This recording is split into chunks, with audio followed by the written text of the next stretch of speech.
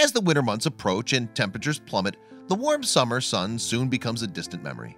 The common cold often spreads, but most people still manage to get through the working day with a large pack of tissues and a cozy sweater. Man flu, however, is a whole other story. A much more serious form of flu, this cruel virus targets only men, hitting them hard and rendering them completely useless.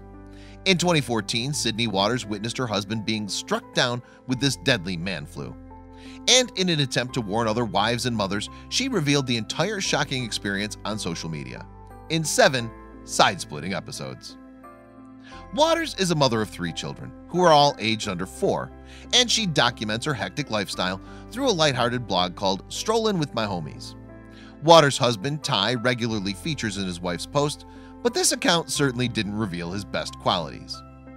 The hilarious story began when Waters heard her beloved partner cough downstairs, which triggered a memory she'd rather forget. It made the mom of 3 recall the time he was struck down with the dreaded man flu, and her brutally honest account of that fateful day left readers in tears. But they weren't tears of sadness or pity for her sick hubby Ty.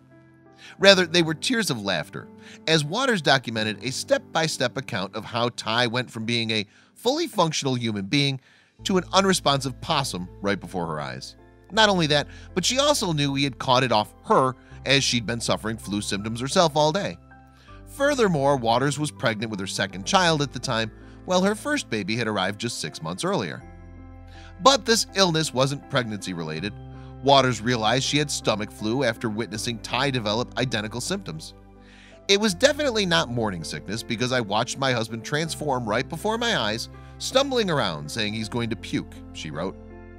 After that, things went downhill as she watched her life partner succumb to the dreaded man flu. The moment he says he's feeling sick, my eyes automatically roll into the back of my head and touch my spine, Waters wrote. But despite her instinct to assume the worst, she initially pushed away any negative thoughts and tried her best to play the caring wife. That didn't prove easy, however. "Okay, babe, you're gonna be just fine. Just go to the bathroom and try to relax," Waters told Ty. He failed to heed her advice though, and after Ty vomited on a sink full of dishes, his less than impressed wife abandoned the softly approach and adopted a more direct manner, which is when the story took a hilarious turn. In fact, Waters exposed Ty as a less than ideal patient and gave the reader a vivid account of his progress that day. "He's obnoxiously loud when he's barfing to make sure I know this is the real deal," she wrote. "The neighbors know it's the real deal. The next town over knows too." After convincing Ty that the bathroom would be a better place to vomit in than the family kitchen, Waters was lured into false hope that things might be taking a turn for the better. But it wasn't to be, and upon following her husband's painfully slow movements, she soon discovered the drama was by no means over. After realizing that Ty had failed to vomit into a toilet and instead had filled the bathtub with sick, Waters started to give up hope. When he claimed to have lost his eyesight as a direct result of the flu, the pregnant mom's patience was stretched further. "He knew he poked the bear way too hard," she wrote, suggesting her tolerance was wearing dangerously thin. But the threat of Waters losing her temper with him didn't divert Ty from his theatrical performance. He continued to declare his blindness, and when his frustrated wife wasn't buying it, he returned to playing dead. But even lying on the bathroom floor with his pregnant spouse standing over him wasn't enough to make Ty rein in his behavior. "Sid, call 911. Sid, I'm dying. Call 911.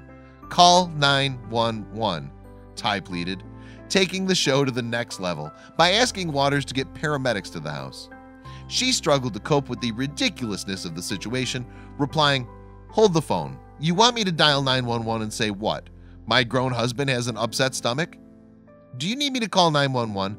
We just have the stomach flu and I'm pregnant. I'm tired. You're telling me I'm going to pick up the phone and say this is an emergency?" Waters recalled telling Ty as he lay on the floor in his own sick. "You know they're actually going to come here, right? Right? I'm going to do it. I'm dead serious." And then Waters lifted the phone. She called the emergency services for a grown man with stomach flu.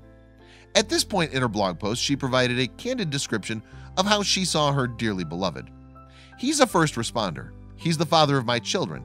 He's my best friend. He's a combat vet. He's a devil dog. He's a big baby." After noticing that Waters had actually made the 911 call, Ty suddenly recovered just enough to get to the bedroom and put on clean clothes. By the time the paramedics arrived, he'd also regained his sight, speech, and ability to walk. And if that wasn't enough, Waters was told to follow the ambulance in his own car as she continued to be sick herself. I drive my pregnant butt alone to the hospital while puking in a plastic bag with my husband in front of me on a stretcher being doted on, Waters' account continues. It's the first and last time I've ever considered divorce. But things were about to turn around for her. Within minutes of arriving at the hospital, a female medic identified Ty's over-dramatized state as man flu. Moreover, they also admitted Waters for observation as she herself had flu and was pregnant. The situation was slowly resolved then. But at what cost? The following day, Waters came home to fresh vomit and poop, courtesy of Ty. There was only one thing for it. I locked myself in our bedroom until he was ready to come back to Earth, she admitted. And her candid account resonated with many female readers. That was epic and relatable on so many levels. Men are just big old babies, wrote one follower. Meanwhile, another blamed a case of man flu on the end of her own marriage. The final blow came when he pulled a similar stunt.